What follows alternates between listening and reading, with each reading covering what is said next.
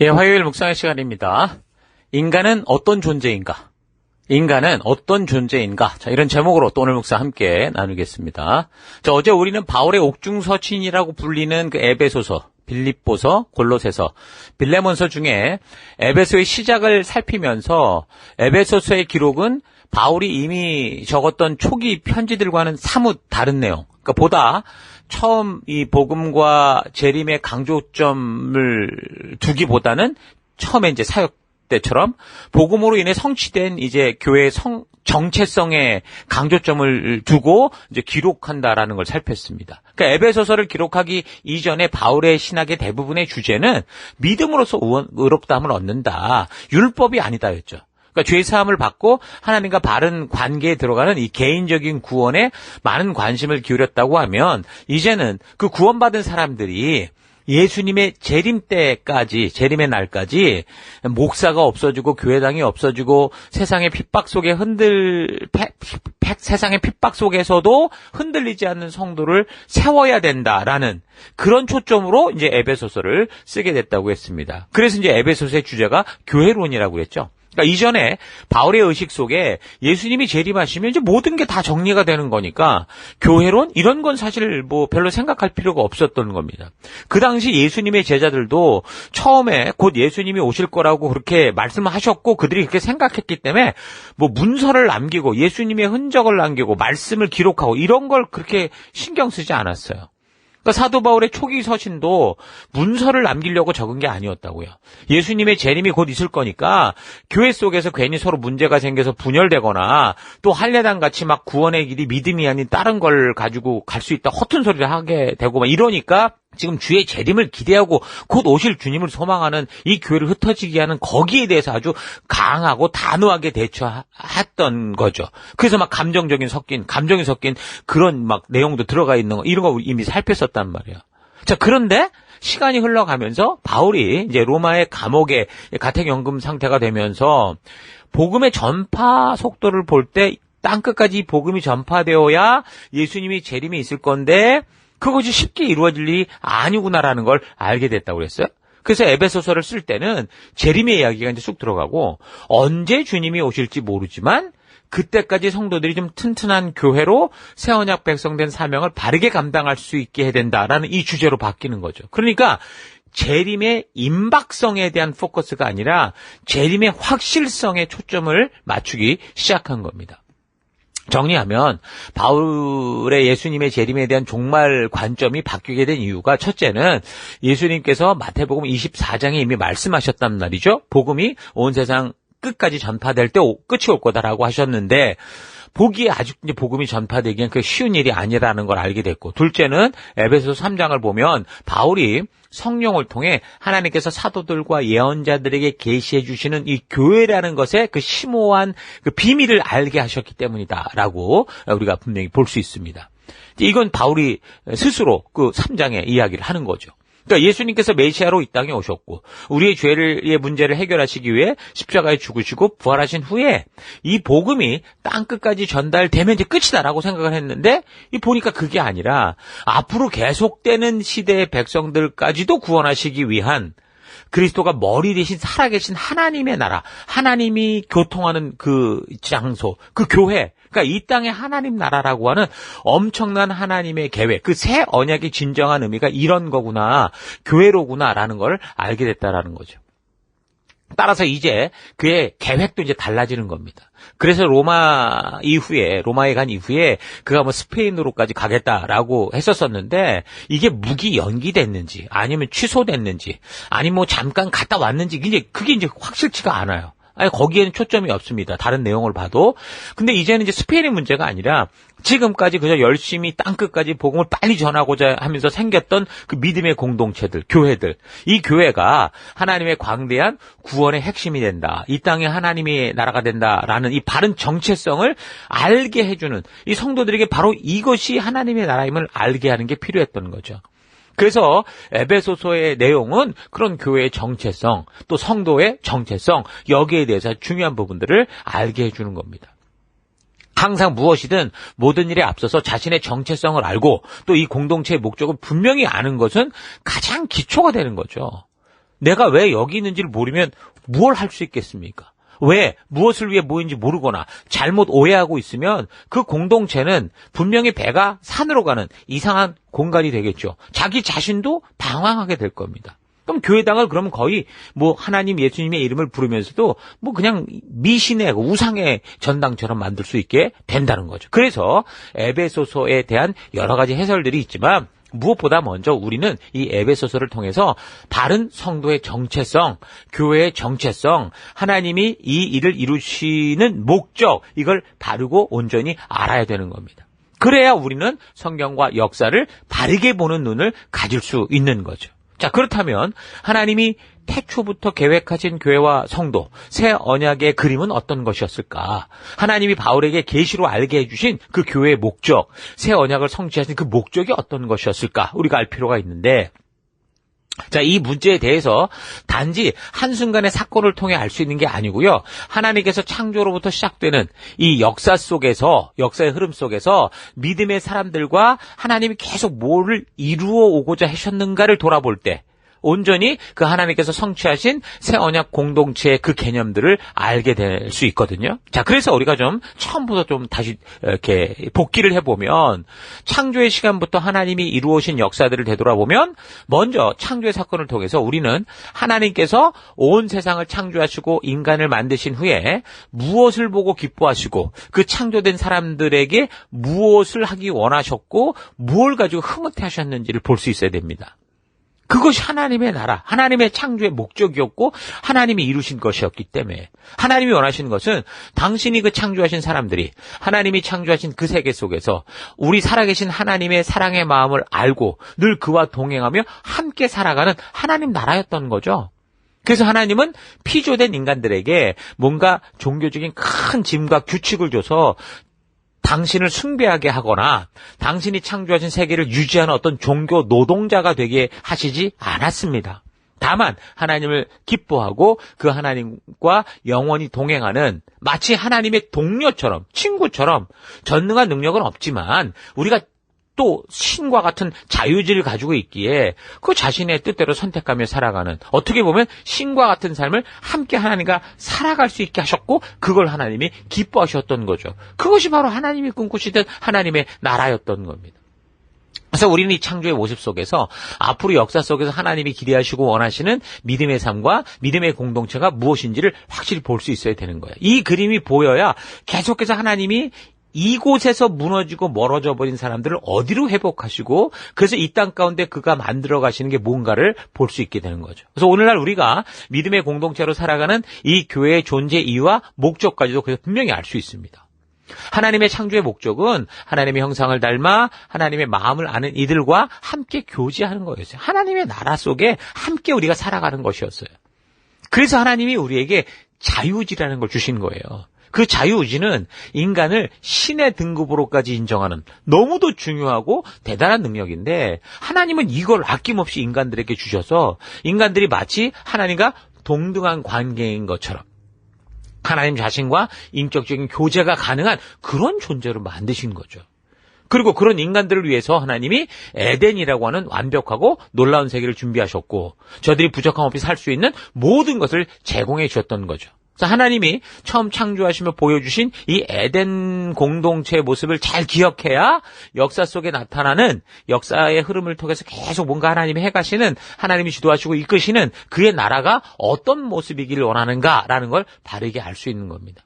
하나님은 다른 사심 없이 정말 인간들의 행복과 그들이 하나님과 더불어 사는 그런 거룩한 관계를 원하셨는데 그런데 하나님의 영광을 차지하려 했던 그 사탄이 끼어들면서 그 사탄이 인간의 자유의지를 자극해서 스스로 하나님과 동등된 존재가 되고자 했던 그 반역에 동참하도록 하와를 자극해서 그 욕심을 자극했죠. 그런 사탄의 자극에 동참한 하와가 그 남편 되는 아담까지 그런 일에 동참시킴으로 하나님이 주신 그 놀라운 자유주의를 가지고 피조물이라는 이 본분을 상실하고 하나님과 같아지려고 했던 범죄를 저지르게 되는 겁니다. 그래서 아담과 하와는 에덴 동산에서 결국 쫓겨나게 되는데 단지 쫓겨났다가 아니에요. 그 에덴 동산을 벗어났다라는 것, 거기서 떠났다라는 것은 생명의 길에서 죽음의 길, 지옥의 길로 떨어졌다라는 거거든요. 자, 그래서 이제 그 후에 사람들이 그 죽음의 길에서 번성하게 되잖아요. 근데 하나님과의 교제를 떠난 사람들은 결국 생명의 길이 아닌 죽음의 길에서 끝까지 자기 욕심과 욕망과 야망을 따라 살며 죄를 범하다가 그 관영한 죄악 때문에 죄가 완전히 가득 차서 결국에는 그 시대가 홍수 심판으로 말미암아 모두 죽게 된 겁니다. 하나님이 창조하시며 완성했던 하나님의 그 나라가 그렇게 끝장이 난 거예요. 그러나 다행히도 그중에 그나마 하나님을 기억하고 하나님의 마음을 알아서 하나님의 뜻대로 살고자 했던, 그러니까 그 시대의 남은 자라고 할 수 있는 노아, 그 노아와 그 가족들을 통해서 하나님은 다시 그가 처음 창조하셨던 그 하나님 나라로 살아갈 수 있도록 새로운 세상을 시작하는 그런 은혜를 주셨습니다. 우리가 살아가는 세상이 바로 그때로부터 또 시작된 거예요. 자, 그렇다고 해서 우리가 뭐 죽음의 길, 에덴 동산을 떠난 그곳에서 다시 에덴으로 돌아가는 게 아니고요. 이미 에덴을 떠난 그곳, 하나님과의 관계가 단절되어서 인간 스스로는 하나님을 찾을 수 없는 그곳에서 또다시 생육하고 번성하기 시작하는 겁니다. 홍수 사건으로 인해서 노아를 통해 시작되는 새 인류는 하나님의 존재를 분명히 알고 있는 존재였고, 또한 하나님의 뜻을 분명하게 전해 들으면서 그렇게 번성을 시작했을 겁니다. 근데 그렇게 다시 세월이 흘러가면서 사실상 성경의 역사적인 시간으로 볼 때 그렇게 오랜 시간이 흐르지 않았어요. 뭐 홍수 사건 이후에 불과 한 200~300년. 사실 뭐 200~300년이라는 게 사람의 수명으로 보면 굉장히 길죠. 우리가 뭐 어제 일도 기억하기 힘들고 뭐 1년 전, 10년 전 일을 기억하기 힘든 것처럼 100년, 200년, 300년 그러면 사실 많이 흘러간 시간이라고 볼 수 있는데, 사실 전체적인 영원한 세상으로 놓고 보면 이건 너무 찰나의 아주 잠깐의 순간 아닙니까? 어쨌든 그 200~300년 어간에 사람들이 번창하기 시작하면서 또 이 인간들이 하나님의 존재를 잊어버리고 무시하고 그 하나님의 마음 진정한 뜻을 잊은 그런 사람들, 다시 말해서 자기 생각과 자기 본능적 욕심대로 살아가는 그런 사람들로 이제 가득 차기 시작했던 거예요. 그래서 결국에는 그런 사람들이 함께 바벨탑이라는 걸 쌓게 되죠. 이 규모가 어땠냐, 이게 중요한 게 아니고 이 탑을 쌓았던 그 의도가 중요한데, 그거는 하나님의 뜻을 대적하고 사탄의 의도, 자기가 높아지겠다, 내가 신이 되겠다라고 하는 그 길을 따라갔다라는 거예요. 또다시 하나님과 같아지려고 시도를 했던 거죠. 다시 말해서 에덴 동산에서 타락의 결과 영원한 죽음의 길, 심판의 길에 서 있다라는 이거를 부인하고 그렇게 자기 생각대로 자신들의 욕심과 욕정대로 사는 길에서 전혀 돌이킬 마음이 없었다라는 겁니다. 이런 삶의 결과는 그 시간이 얼만큼 흘러가든지 결국 어떻게 됩니까? 또 패망과 멸망으로 가게 되죠. 그래서 하나님께서 온 인류가 이런 멸망의 길로 다 흘러가지 않도록 하기 위해서 한 방법을 찾으셨는데, 그게 바로 사람들의 언어를 분리시키셔서 사람들을 지구 전역으로 흩어지게 하신 거예요. 그래서 오늘 우리 이 지구 속에 많은 민족과 이런 어떤 그 혈통이 있는 게 바로 그런 것 때문에 그런 거죠. 이렇게 욕심대로 살고자 하는 사람들의 언어를 분리시킨 이유가 뭐냐. 이게 소통이라는 거 있잖아요. 사람이 서로 통하면 얼마든지 한마음 한뜻이 돼서 뭔가 큰 일, 엄청난 일을 이뤄낼 수 있는 그런 존재거든요. 그러니까 바벨탑 사건에서 보듯이 언어가 하나일수록 어떤 거예요? 사람들은 쉽게 연합할 수 있고, 그 연합이 하나님을 대적하는 방향으로 갈 경우 그 파급력은 결국 멸망과 패망으로 가더라는 거예요. 그래서 하나님을 닮은 온 인간들이 이렇게 하나님을 대적하고 자기의 욕심에 맞는 그런 길을 가고자 할 때, 근데 한 마음, 한 언어, 한 비전으로 하늘에 닿는 탑을 쌓고자 하는 이 인간의 이 계획들, 이 계획은 하나님의 자리를 뺏고자 하는 그런 바벨탑을 쌓고 말듯이 결국 사람들은 어떻게 하는 거예요? 스스로 자신들이 감당할 수도 없는 그런 일을 저지르게 되는 거예요. 또한 하나의 언어라는 거는 권력 집중을 쉽게 만들 수 있고 전체주의적인 사회로 이어질 수 있겠죠. 예를 들어서 20세기 전체주의 국가들, 뭐 나치 독일이라든가 스탈린 치하의 소련이라든가, 그러니까 통제된 언어와 선전을 통해 민중의 생각과 행동을 통제했었다는 거예요. 그리고 또 언어가 하나면은 문화와 사고방식도 획일화될 가능성이 큽니다. 이는 인간이 가진 창조적 다양성과 고유성을 억압할 수 있죠. 지금 독재 국가들, 특히 북한 같은 데 보세요. 완전히 이상한 나라 아닙니까? 하나님은 인간을 다양한 문화, 다양한 민족, 그래서 다양한 언어 속에 풍성하게 창조하셨는데 언어 통일이라는 건 결국 그 다양성을 훼손할 수 있게 됐다. 그리고 만약에 그게 잘못된 길로 갈 땐 더더욱 그렇더라. 이런 거죠.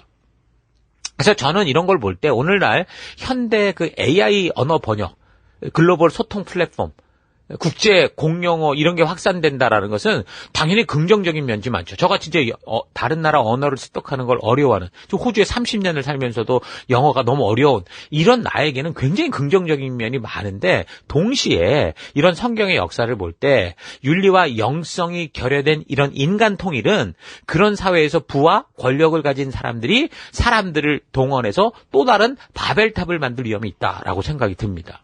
그러니까 전 세계가 하나로 연결됐는데 이런 인류가 나아가는 방향이 하나님 없는 인간 중심의 사회가 되면 이게 약육강식, 빈익빈, 부익부의 세상이 돼요. 그럼 결국 힘과 권력을 가진 몇몇 사람들이 온 인류를 자기의 노예처럼 부려먹는 그런 황제의 나라, 그런 왕의 나라가 되겠죠.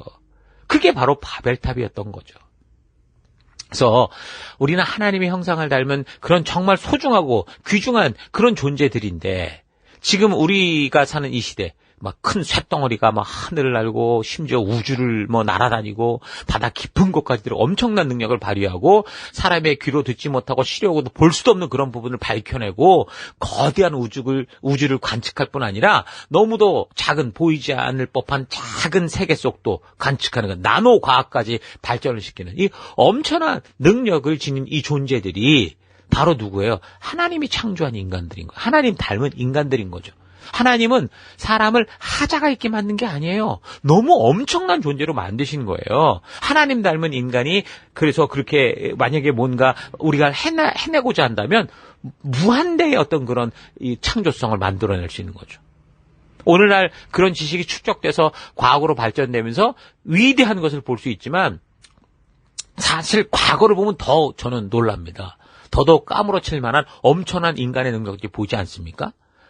과거 유적들을 보면 지금 우리가 사용하는 이런 측량기구나 중장비나 이런 과학적인 게 없었다고 생각했는데도 컴퓨터가 AI가 없었음에도 불구하고 오히려 그들이 만들어놨던 그런 건축물이든 뭐든 보면은 과학의 핵심을 알고 엄청난 건물을 짓고 그런 도시를 일구며 살아갔던 거죠. 그러니까 지금의 사람들이 볼 때 이건 불가사의한 일이다라고 할 정도로 어떻게 이런 건물들을 사람의 힘으로 지었을까 감탄할 수밖에 없는 그런 일들을 이루어낸 존재가 바로 하나님 닮은 사람들인 거예요.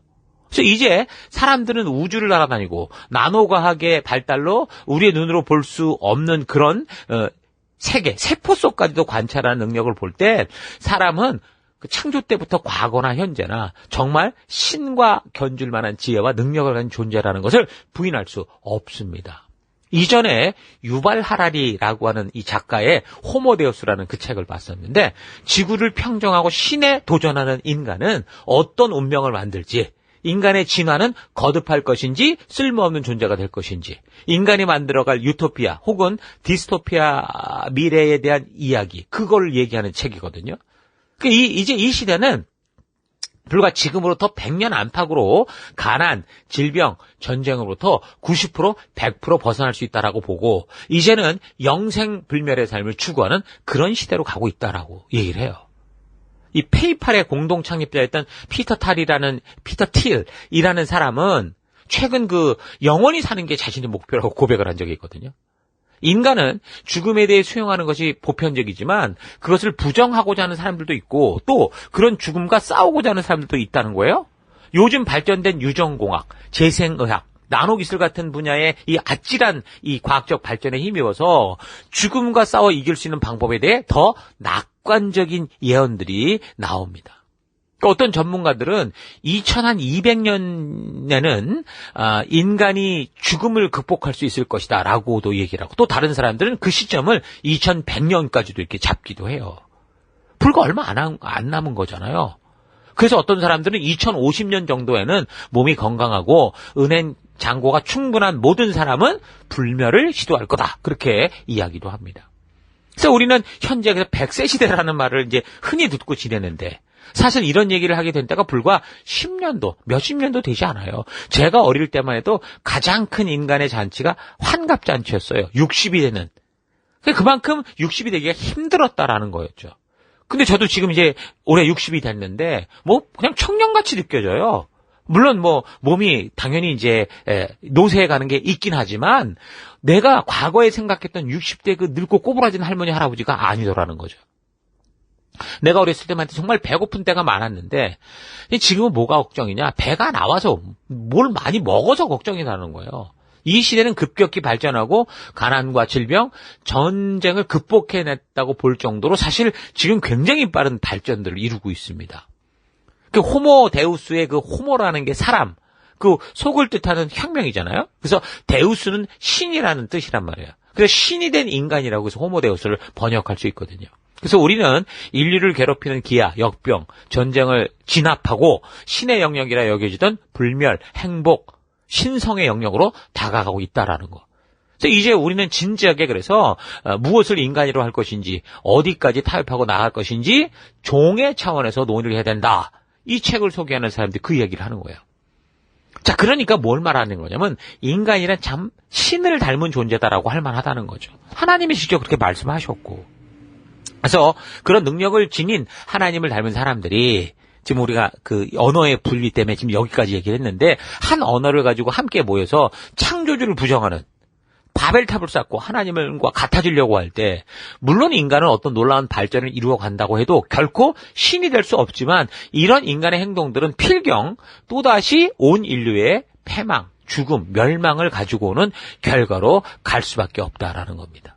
그래서 하나님은 언어를 나누신 거고 사람들을 흩어지게 하셨죠. 언어가 나누어진다는 거, 소통이 되지 않는다는 거, 이것은 참으로 사람들과의 관계를 어렵게 하는 거고 결코 하나 되게 하지 못하는 겁니다. 못하게 하는 거죠. 그래서 많은 사람들이 외국에서 사는 우리와 같이 조국을 떠나 외국에까지 와서 고생스럽게 외국어를 배우며 사람들과 소통하려고 하지만 사실 그 땅에서 태어나고 자라나는 네이티브가 될 수 없다는 것을 절실하게 경험하거든요. 뭐 말이 돼도 문화와 정서가 안 맞아요. 그래서 아이들은 아주 어릴 적에 데리고 와서 영어를 모국어로 하는 네이티브 스피커를 만들려고 하는데 그게 단지 문자와 문장만의 문제가 아니라고요. 그 언어 속에 담긴 의도를 서로 알고 소통하는 그런 삶을 살려고 하는데 그러면 이제 남이 되는 거예요, 진짜. 내 자녀인데 영어를 잘하게 하려고 데려왔는데 얘는 완전 외국인이 돼. 나와 다른 종족이 되는 이런 결과를 낳게 되거든요. 그러니까 사람들은 한 마음 한 뜻이 되지 않으면 무슨 일을 함께 도모할 수 없어요. 그러니까 이런 사실을 볼 때 하나님께서 언어를 나누신 것은 정말 말 그대로 신의 한 수라고 볼 수 있는 거죠. 사실 언어가 통해도 서로의 생각이 다르고 추구하는 바가 다르고 한 민족이라고 해도 각 지역과 각 가정의 문화와 습관이 다 달라요. 그래서 인간들은 서로 사랑해서 결혼하면서도 그런 다름 때문에 서로 견딜 수 없는 정도의 고통을 함께 살아가면서 느끼며 그것을 극복하기 위해 애쓰고 있는 거예요. 혹시나 한 민족, 한 나라 안에서 모든 사람들이 마음이 맞아서 하나님을 대적하는 일에 적극적이라고 해도 반드시 다른 어떤 나라에서는 반대하게 돼 있어요. 다른 정서, 다른 문화를 가진 사람들은 그것을 반대하게 돼요. 그래서 추구하고 도모하고자 하는 어떤 일이 하나가 되지 않고 무산되는 게 너무 많아요. 여러분 교회 안에서도 우리가 뭔가 하나 사역을 하기 위해서 시간 맞추는 게 왜 이렇게 힘이 듭니까? 다 똑같은 거예요, 그게. 그래서 한 나라 안에서도 여러분 한 정당이 무엇인가를 추구하면 다른 정당은 같은 것을 해도 다르게 추구하고 서로 달라지려고 하거든요. 이게 인간인 거예요. 하나님이 만든 하나님의 언어를 바꾼 이유라는 거죠. 그래서 아마도 하나님은 언어를 나누시면서 인간들 스스로 집단의 어떤 그 다수의 힘에 눌려서 죄악 가운데 사람이 끌려가지 않고 자기의 생각과 함께하는 공동체의 힘을 통해서라도 바르게 설 수 있는 그런 길을 여셨던 겁니다. 지금 우리는 하나님이 계획하신 교회라는 이 새 언약의 성취까지 이루어지는 이 과정을 역사적으로 살펴보는 가운데 있는데 오늘은 이제 여기 바벨탑 사건으로 인간들이 어떤 존재까지 되었는가라는 걸 생각을 했습니다. 그래서 하나님이 언어를 분리하셔서 온 인류를 지구 곳곳으로 흩어질 수밖에 없게 하신 그 마음 우리가 잘 기억하고 그렇게 흩어진 세상 모든 민족과 열방의 하나로서 한 사람으로서 우리는 어떻게 하나님 나라의 백성답게 살 것인지를 좀 심각하게 생각해보고 각자 살아가는 삶의 또 곳곳에서 진정으로 거룩하게 구별된 하나님 나라의 백성담을 살아가는 우리가 되기를 바랍니다. 자, 그래서 오늘 하루 하나님은 어떤 뜻을 가지고 인간을 창조하셨고 온 인류가 멸망으로 그 죄악 가운데서도 모든 것을 다 파멸하시지 않고 이 끝까지 남은 자, 그 한 사람을 통해, 그러니까 노아를 통해 왜 다시 새로운 세상을 시작하셨는지, 그 후 또 다시 타락하는 인간들을 한순간에 심판하지 않고 오히려 인간들의 언어를 나누셔서 각 언어를 따라 온 열방 곳곳으로 인간들을 흩어져 살게 하셨는지, 우리 존재의 근본적인 문제들을 좀 깊이 생각하는 그런 하루가 되기 바랍니다. 하나님을 닮은 존재, 인간의 능력은 어디까지일까? 왜 하나님은 사람들에게 자유의지를 주셨을까? 이 자유의지라는 것이 인간들에게 어떤 의미가 있는지 여러분 여러 가지로 또 생각해 보기 바랍니다. 하나님께서 꿈꾸셨던 인간의 창조를 통한 하나님의 나라는 어떤 모습이었을까? 그 하나님의 꿈과 계획이 어떻게 그리스도를 통해 교회로 완성되고 이루어지게 되었는가? 이런 부분에 대해 에베소서를 살피면서 그런 하나님의 꿈꾸신 성도와 교회의 모습을 잘 분별하고 바울이 계시를 통해 깨닫게 된 그 깨달음을 우리도 바르게 얻어서 우리가 이 땅을 살아갈 때 진정한 하나님의 교회로 빛된 삶을 살아가는 여러분과 제가 되기를 축원합니다. 자, 오늘 하루도 힘내십시오. 잠시 기도하겠습니다.